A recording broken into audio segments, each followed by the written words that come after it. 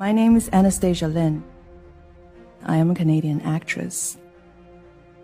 I've taken on roles in film and television shows that depict human rights abuses in China. And to prepare, I speak with those who have suffered, including Falun Gong practitioners. These are not criminals. These are people who believe in truthfulness, compassion, and tolerance. I wanted to speak for those in China who are beaten, burned, electrocuted for holding their beliefs. People in prison who eat rotten food with blister fingers because they dare have conviction. I campaigned for the title Miss World Canada on a human rights platform. Recent events leave me worried for my family who are still in China. I had to choose between silence and my hope for a better China. And then I remembered, silence helps no one. Silence feeds terror. I think if every Chinese can speak up and let the Chinese government know that when they do such things, they will have a cost. So yes, I am a beauty queen. And probably the only beauty queen in history that has ever been declared persona non grata by any country. I was born in China.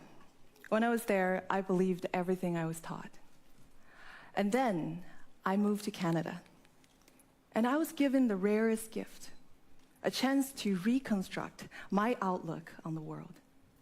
I wanted to find out what had been hidden from me. So I searched for all the terms that was deemed sensitive terms by our school teachers in China. I watched videos of the brutal persecution of Tiananmen Massacre in 1989. This is an event that has been almost erased from the memories of Chinese citizens' mind. I also learned about the persecution of Falun Gong.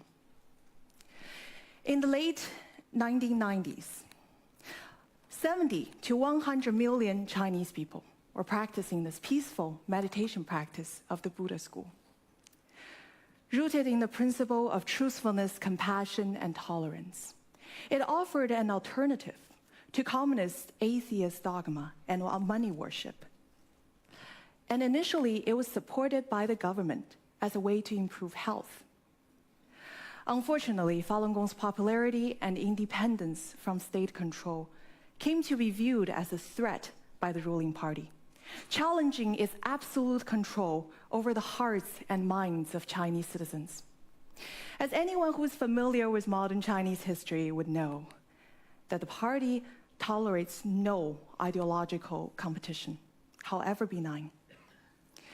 So in 1999, the Communist Party launched a systematic and sustained persecution that permeates every level of society that is aimed to eradicate this group.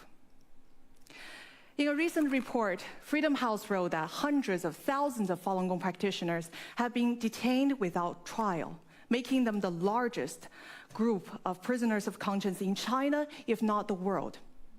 The party have officially sanctioned the use of torture to force these people to renounce their beliefs, resulting in a huge number being killed in custody.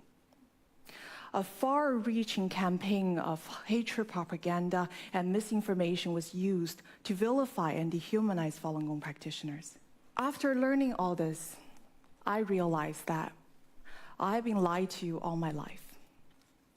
Under the influence of China's state-run media and education system, I was made to feel hate and contempt toward my country's true heroes, these people who are willing to risk their lives for higher principles.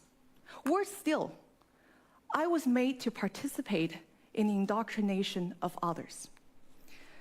As a student leader in China, my role was to organize my classmates to watch hatred propaganda videos. The Chinese Communist Party tries to make all Chinese complicit of its crimes. Learning that you have been deceived for so long is such a profound indignity. Perhaps that is why so many Chinese people continue to struggle to accept the truth even after they leave China.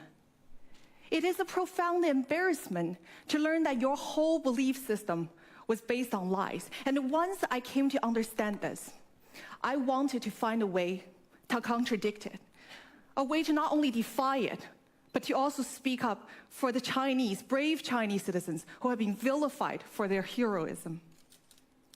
And eventually, I chose acting as the medium for this effort. I looked for roles that moved me, that shed light on what is happening in China today, from official censorship to corruption that led to shoddy school buildings that crushed thousands of children during the Sichuan earthquake. Some people believe that I have damaged my career by taking these roles. Many Chinese actors who were offered parts in these productions backed out over fears of reprisal from the Chinese Communist Party. My most recent film, The Bleeding Edge, I depicted a woman who refused to renounce her belief, and as a result, she was killed in custody and her organs sold for profit.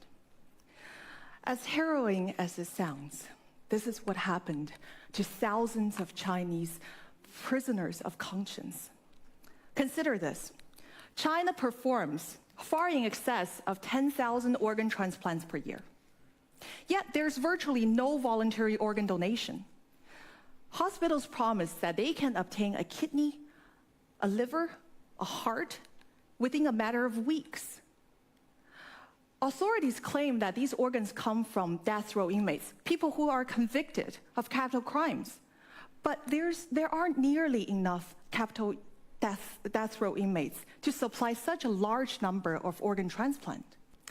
Noting this disparity, researchers try to find the true source of the organ, and they have concluded that tens of thousands of innocent Falun Gong practitioners, as well as a number of Uyghurs, Tibetans, and house Christians have been killed so their organs can be sold to the lucrative transplant industry in China. Learning this was a humbling experience. I came to feel that my role is to be these victims' voice, the people who have been disenfranchised, suffocated by state power. So I decided to run for a Miss World competition, whose motto is Beauty with Purpose. And to my greatest surprise, I was crowned Miss World Canada last May. My determination and resolve was immediately tested. My father, who still lives in China, was threatened by the state security agents. They tried to use him to pressure me to abandon my human rights concern. It nearly worked. I almost gave up. But then I remembered this. If I give in to fear, there's no way I will ever find out what could have happened if I have done the right thing. So I continued speaking out, and as a result, I was honorably declared persona non grata by Chinese government and barred from entering Miss World final contest in China last December. My experience is not a unique experience. Chinese people all around the world continue to feel the long, cold, iron arms of the Communist Party. The party have specialized agencies working to ensure that Chinese people living abroad continue to adhere to the correct political view. If people step out of line, we risk endangering our families back home. And not just Chinese people who face this pressure. Western journalists, academics, who bravely dares to report about Chinese issue critically and honestly, they will be denied a visa to enter China. And as anyone who's familiar with the movie business these days, some Hollywood studios are kowtowing to China, trading artistic integrity for market access. We in the West have failed to impose real cost on human rights abuses by the Chinese Communist Party. China's rulers have learned that no matter how extreme its human rights abuses, they will face no cost, political or economic. We have taught the Chinese Communist regime that they can abuse, imprison, and kill their own citizens with impunity. I want to end by showing you one of the hardest scenes for me to film. in the movie The Bleeding Edge. Let's take a look. 停，他不行了。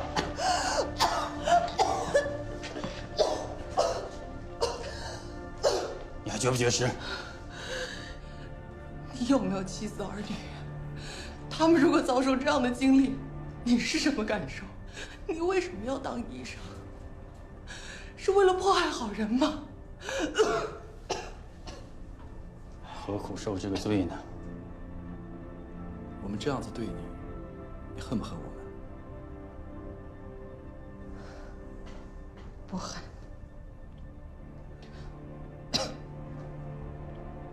你们才是这场迫害真正的受害者。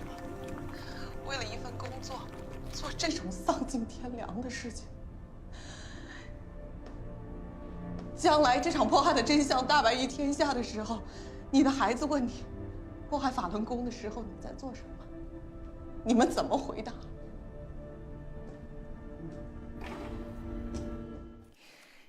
This was very hard for me to deliver. After all my character had been through, myself, my real self, loathed these men who tortured me. But the story was written based on true victims' testimony. Many of them forgave their torture. This spirit of compassion is what the dictators are really afraid of. These victims are peaceful. They're not moved by hatred, no matter how much violence is inflicted on them. They do not let themselves be corrupted. And this is my hope for the future of China. There are still so many people there who dare to risk their lives to speak up for their fellow countrymen suffering. Let us do our part to be worthy of their sacrifice and their courage. You don't need to be an actor to put yourself in these people's shoes. You don't need to be an actor to share their stories. But if you can take action, we'll be so very grateful. Thank you very much.